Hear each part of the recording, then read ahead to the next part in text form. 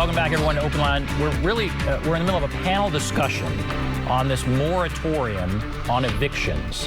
What does it mean for tenants? What does it mean if you're a renter? And what does it mean for landlords? It means different things depending on where you live in this state. And tonight we've put together a panel of people to answer your questions. First half of the show, we had 3 people on. We have a new group on for the second half of the show. I want to introduce them. Dr. Monty Burks is a member of Access to Justice Commission and Director of Faith-Based Initiatives for the Tennessee Department of Mental Health. Carrie Dietz is an attorney of the Legal Aid Society of Middle Tennessee. And Dr. Sarah Fiegel is the Director of the Nashville Conflict Resolution Center. Thank you all for being with us. We're going to start taking calls here in a moment, but I'll start with you, Carrie Dietz. How many, have you seen cases where, and this was a question I asked in the last segment, where maybe landlords are concerned about this moratorium, they haven't been paid in a while, and so they are filing, trying to get people out of homes using other means. So they haven't paid rent, they're frustrated, and so they're accusing them of damaging property or something to that effect. Are you seeing that? How concerned are you by that?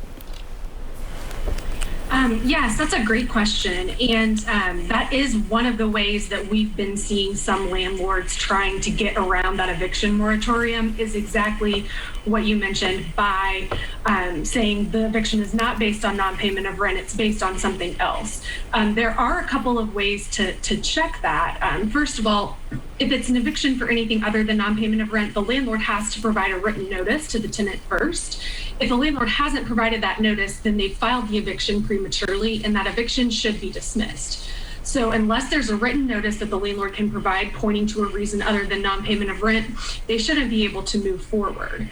Another thing that we're seeing is landlords who are trying to go around the court process entirely, which is very concerning. Under Tennessee law, landlords are required to go through that court process to get that judgment and be able to remove their tenants.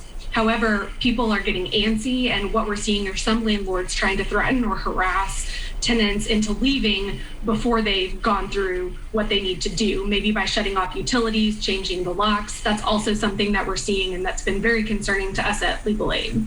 Wow. I did a story about a case where a landlord turned off the utilities to some tenants. So, I mean, there is this concern out there. Obviously, there's no excuse for that. That's completely unacceptable. But yeah, there's desperation. And you understand from the landlord point of view that they're desperate. They haven't been paid in some cases for a long period of time. Dr. Fiegel, your point of view on this with the Nashville Conflict Resolution Center, what are you wanting people to know? Oh, you might be muted. It's only been a year. I'm okay. still learning. So I like all our Zoom meetings. This is great. You know, NCRC is a community mediation center. We are one of several across the state providing free mediation services to citizens so that they have access to this alternative dispute resolution process, right? This a different way of managing cases that may otherwise have to be fought out in court. And we've been working with this issue for quite a while, and I will say there's no question. Tenants are suffering and landlords are suffering. And while there are probably landlords trying to cheat the system and tenants trying to cheat the system, for the most part, I mean, we've been working with thousands of people at this point. Most people are simply trying to stay afloat, right? They're trying to stay afloat. And if they are given options that allow them to work with, that allow landlords and tenants to work together to come up with a solution that allows them both to stay afloat, they take that option.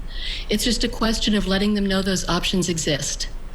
And so what we are trying to do, and what other, our other community mediation centers are trying to do across the state, and other pro bono mediators, just solo, we're trying to make sure that landlords and tenants understand we can help bring them to the table.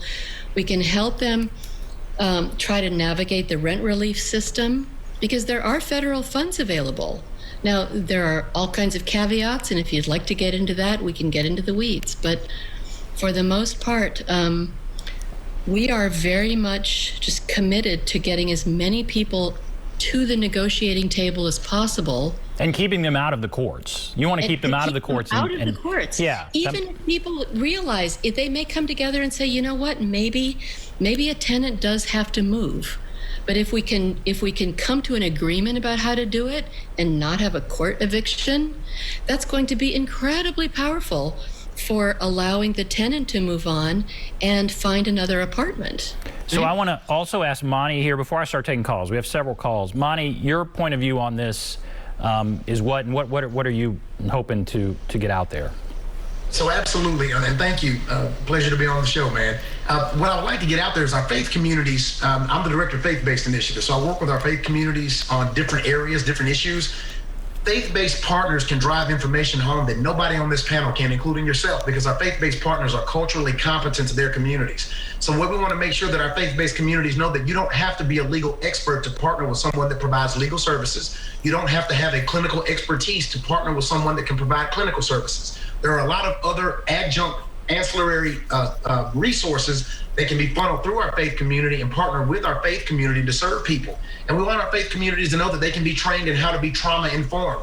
When a person becomes homeless, there's a trauma attached to that. There's also trauma attached to substance use disorder and mental health issues and mental health diagnoses. If our faith community knows what resources are available, they can, if for nothing else, if they can't answer all the questions, they can at least present and answer the questions that come to them in that immediate form.